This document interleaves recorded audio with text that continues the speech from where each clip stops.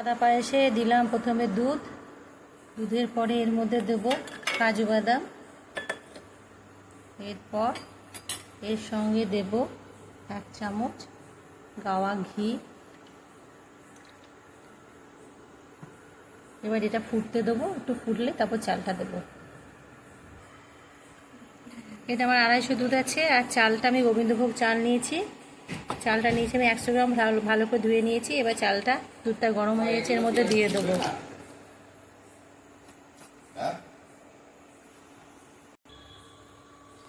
দেখুন এটা বেশ গরম হয়ে গেছে, দুধটা সব মিলেমিশে দিচ্ছি। আজকে যার জন্মদিন তার জন্য এই সাদা পায়েসটা বানাচ্ছি। তার সুগার আছে, ওই জন্য আমি চিনি দেবো না, শেষে সুগার ফ্রি দেবো। এটা একটু হোক, তারপর আবার ফিরে আসছি 10 মিনিট পরে। দেখুন আমার পায়েসটা অনেকটা হয়ে এসছে। গোবিন্দভোগ চাল তাড়াতাড়ি সিদ্ধ হয়ে যায়।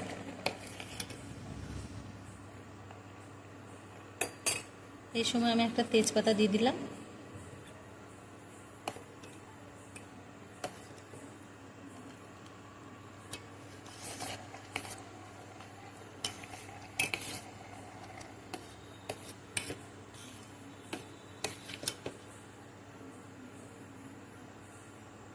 আর একটু হবে পায়েসটা, তারপর ফিরে আসছি আরও 10 মিনিট পরে। দেখুন এর মধ্যে আমি একটু গুঁড়ো দুধ নিয়েছি, এই গুঁড়ো দুধ আর একটু এলাচ এর সঙ্গে মিশিয়ে দিলাম।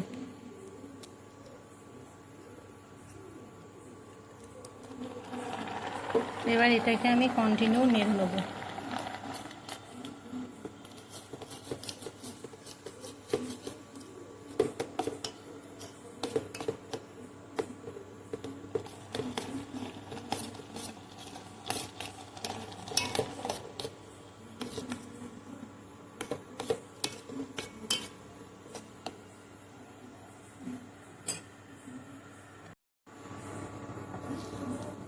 দেখুন আমার পায়েসটা রেডি হয়ে গেছে।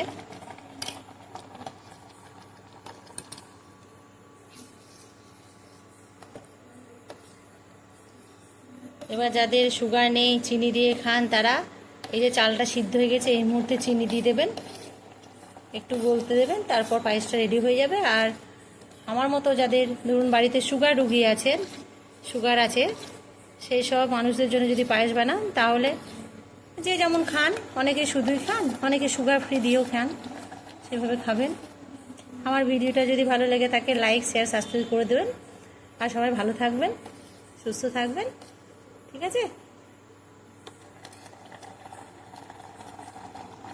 আজকের মতো তাহলে আসছি, আবার পরে কোনো এক নতুন ভিডিও নিয়ে আসবো, ঠিক আছে? টাটা।